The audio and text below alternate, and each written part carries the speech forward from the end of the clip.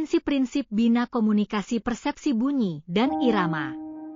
Bina Komunikasi Persepsi Bunyi dan Irama merupakan suatu pendekatan yang dirancang untuk membantu anak dengan hambatan pendengaran dalam mengembangkan kemampuan persepsi bunyi dan irama. Agar proses pelatihan ini berjalan efektif, diperlukan prinsip-prinsip yang sistematis sebagai berikut. Pemberian backup B sesuai tahapan proses dengar. Proses pelatihan harus disesuaikan dengan tahapan perkembangan kemampuan mendengar anak.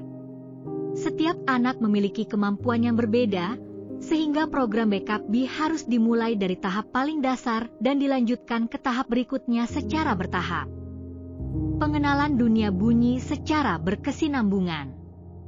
Anak dimasukkan ke dalam dunia bunyi secara terus-menerus agar terbiasa dan mampu membedakan berbagai jenis suara. Eksposur yang berkelanjutan ini penting agar anak mampu membangun persepsi bunyi yang kuat. Pemanfaatan alat bantu dengar secara optimal. Penggunaan alat bantu dengar harus dilakukan secara teratur dan konsisten. Alat ini membantu memperkuat stimulasi auditori sehingga anak dapat menerima dan memproses bunyi dengan lebih baik.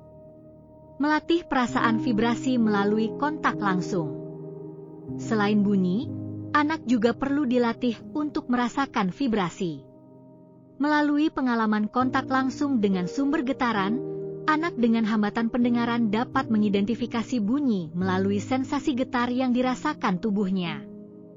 Pendekatan multisensori menuju eka indera. Pada awal pelatihan, digunakan pendekatan multisensori dengan melibatkan berbagai indera. Namun, seiring perkembangan, latihan difokuskan pada satu indera, yaitu pendengaran, agar kemampuan mendengar anak semakin terasah. Latihan berjenjang, berkesinambungan, sistematis, dan teratur.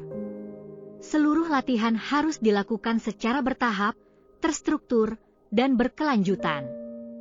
Hal ini penting untuk memastikan bahwa setiap kemampuan yang dilatih benar-benar dikuasai sebelum melangkah ke tahap selanjutnya. Penerapan prinsip sibernetik, umpan balik. Latihan dilakukan dengan memanfaatkan prinsip sibernetik, yakni adanya umpan balik antara irama, gerak, dan bunyi.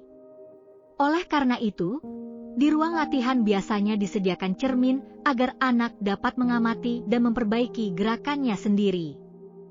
Penggunaan prinsip kontras dalam latihan. Latihan menggunakan perbedaan atau kontras seperti panjang pendek, keras lemah, dan tinggi rendah.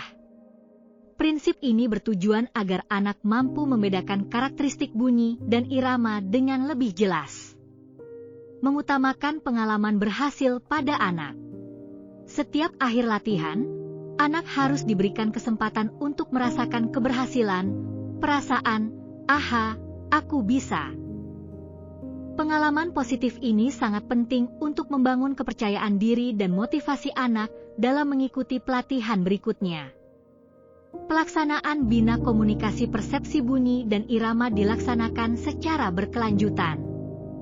Prinsip terakhir menekankan bahwa pelaksanaan backup B tidak terbatas pada jam pelajaran saja, melainkan dapat dilakukan secara berkelanjutan di berbagai kesempatan sehari-hari.